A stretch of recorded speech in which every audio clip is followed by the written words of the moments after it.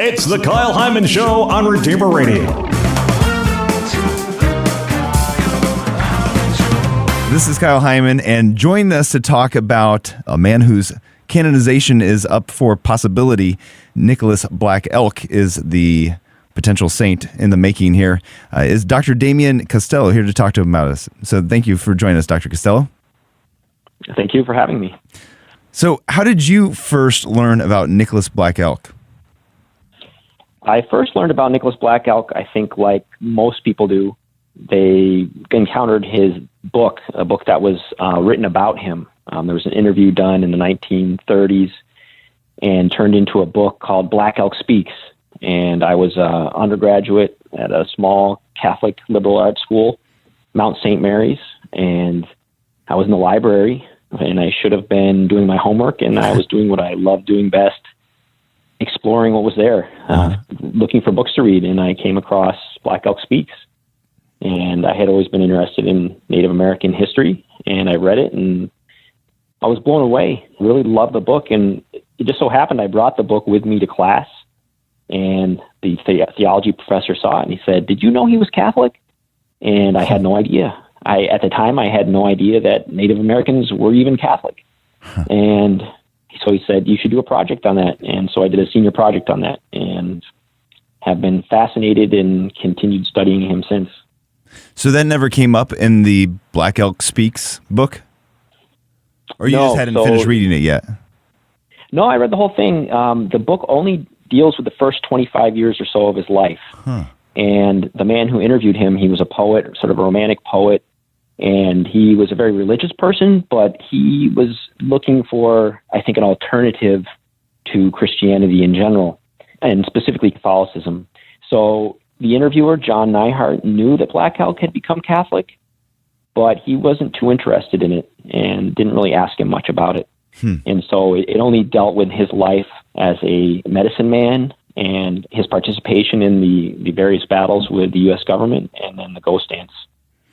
So let's start with that part, medicine man. We don't have very many medicine man up for canonization. So what was his history as a medicine man?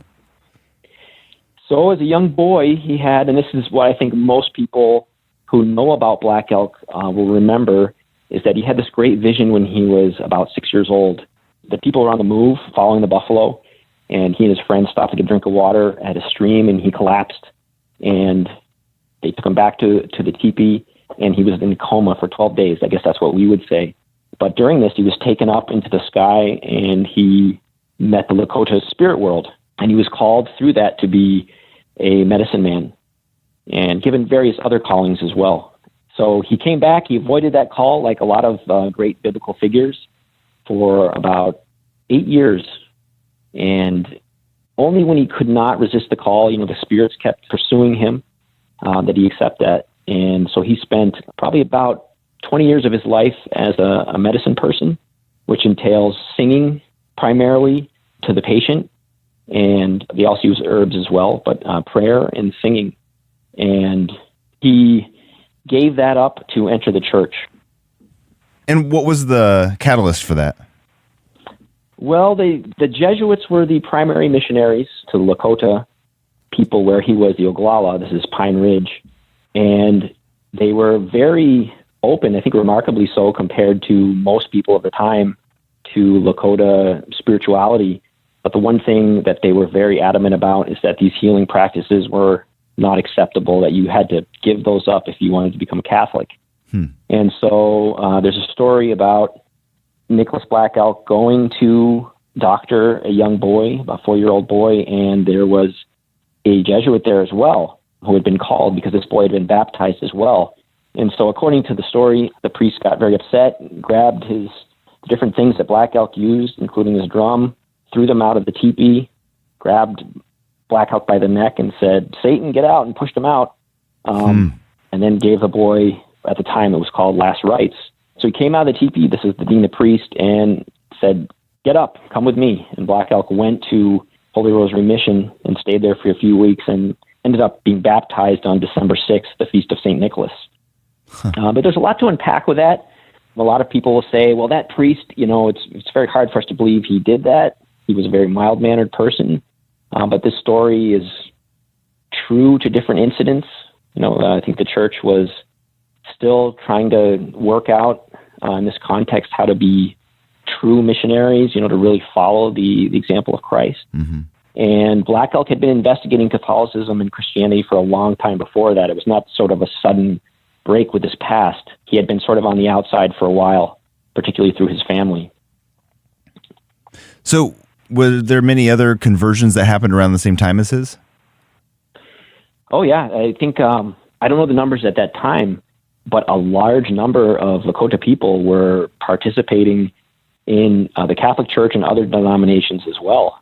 Probably a third of the people at this time would have been Christians or in those circles. And so there was a large group of people, but there was certainly a lot of people who were on the outside or had not even been exposed to Christianity very much. We're talking with Dr. Damien Costello about Nicolas Black Elk, whose cause for canonization has been opened. And can you talk about some of the things that have made him eligible for that cause to be opened? Well, he was known for his holiness throughout his whole life. I mean, this is one thing that's interesting. When we talk about conversions, we're very used to, in the modern world, people who have stories of having a very dark life before their conversion, before accepting the light. Nicolas Black Elk was always known as a very holy, devout person. And Lakota spirituality in particular was very congruent with a lot of Catholic ideas. And so when he became Catholic, he continued this role as a leader, a spiritual leader among his people, but took it up in very specifically Catholic ways. He was known for his memorization of Scripture, love of Scripture. He was a very articulate preacher. He became a catechist, which at the time functioned very much like permanent deacons do today. So they kind of administered parishes or little mission churches that the Jesuits would show up maybe once a week at most. And when they weren't there, they would lead the prayer service, preach in the Lakota language, baptize if there was any baptisms to be done, and just the sort of foundation of the Catholic community. And through this, he brought, it is said, over 400 people into the church. He was a godfather for 113 people. Wow. And he was just a remarkable person in the sort of reconciliation and healing that he lived in his life. When you read what the Lakota people and Native people went through and continue to go through, it's understandable that there would be bitterness, a lot of unresolved tension. And Black Elk was known for really building bridges. And his gospel message was really the love of Christ, that the love of Christ is what will heal the brokenness of this world, our personal sin, all levels of sin, including between different peoples. If he were to be canonized, what would you expect him to be the patron of? Well, I think, sometimes we tend to pigeonhole natives into things that we expect them to be. So I think St. Kateri is known as a patron of ecology, which is good. I'm not against that, but it's an interesting question. Maybe he could be a patron of healers, medical healers, mental health practitioners. And I think his witness would be really, really unique in the church, because I don't know of any other saint that had such a profound spiritual life before conversion, before entering the church, and also being so well known outside of their Catholic faith. Most people up until a year ago had no idea Black Elk was Catholic. In fact, they gravitate to him and his story because for them it's an alternative to Christianity, which they feel is oppressive or, if not responsible, acted in conjunction with a lot of negative things in our world and history. And in reality, he embraced Catholicism and the love of Christ as the solution to so many of those things. So I think his potential to be a unique witness of Christ is just starting to be understood. So I'm not sure what he'd be the patron of. Something very deep, though. Yeah. You wrote a book on him, Black Elk, Colonialism and Lakota Catholicism. Yes. What did you learn in the process of researching him, and how did that maybe help your faith? I encountered Black Elk for some of the reasons I was talking about. I've always been a very traditional Catholic. The side of my mother's family were concentration camp survivors, and they were brought over to the States through the church. And so I always had a very visceral sort of tribal feeling with Catholicism. But I think, like a lot of us, we look outside of our faith for some of our intellectual issues or different hang-ups we have about the world that we inherit. And I really learned through him that Catholic faith, the love of Christ, is really foundational to all of these things.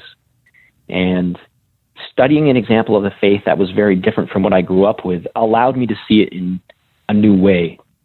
I think that in this multicultural world, where oftentimes we're looking to other cultures for things that we feel are missing, and we end up being surprised how much we inherited and how much we miss in our own tradition. So I think that's probably the biggest impact on me. Where is he in his canonization process?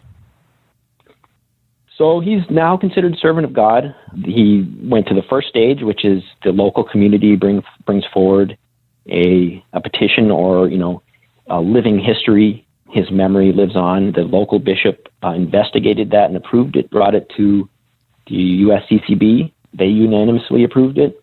Now been sent to Rome. There's been, I think, at least one investigator that has come from Rome and gone to South Dakota and done its investigations. So the Vatican has it, and you could say it's about halfway done. Okay. And we're also waiting for miracles. There's those two miracles that are needed for the final two stages. Sure. All right. Well, where can people go to find out more information about Nicolas Black Elk, servant of God, and maybe learn more about his story? Well, first and foremost, I'd recommend any book by Michael Steltenkamp, Jesuit who taught out in Pine Ridge and met Black Elk's daughter, Lucy.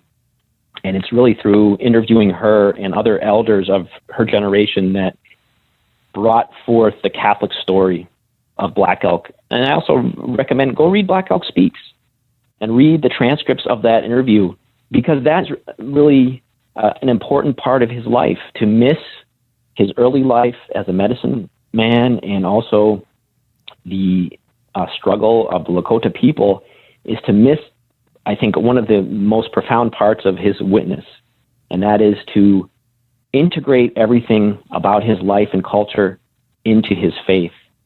And I'd say those are the two places to go. There's a lot of other books out there.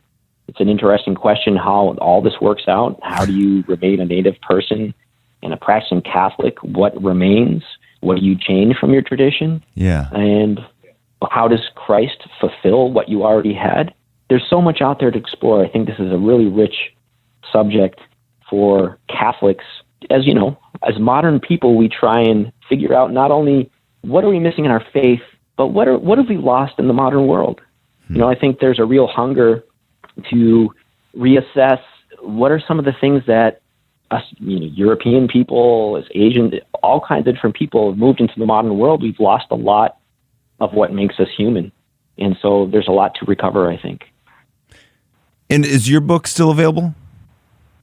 My book is still available. I'm working on a new one that's a little bit more of a straightforward biography that incorporates insights that I've developed looking at the history. And then from my life living on the reservation, I lived on the Navajo reservation for 5 years. And that's sort of given me new insights into things that I missed the first time around. So okay, hopefully that'll come out within a year. Well, where can people get your book, Black Elk, Colonialism and Lakota Catholicism, and where can people kind of keep in touch with you so whenever your new book comes out, they can get that? You can find it on Amazon. It's right there, easiest place to get it. I also have done some podcasts with Basil Braveheart, who is a Lakota Catholic elder, and he was responsible for the movement to change the highest peak in the Black Hills to Black Elk Peak. So if you're interested in a Lakota perspective, but from a Catholic perspective as well, Basil Braveheart is, I think, one of the most important voices out there. So go listen to that. I think Moccasin Tracks is one of the radio shows that we do together. Okay. You can find my email online as well. Okay. Well, great. This has been fascinating. Thank you so much for sharing us about Servant of God, Nicolas Black Elk, and I appreciate it, Dr. Costello. Well, thank you so much for having me, and keep up the great work.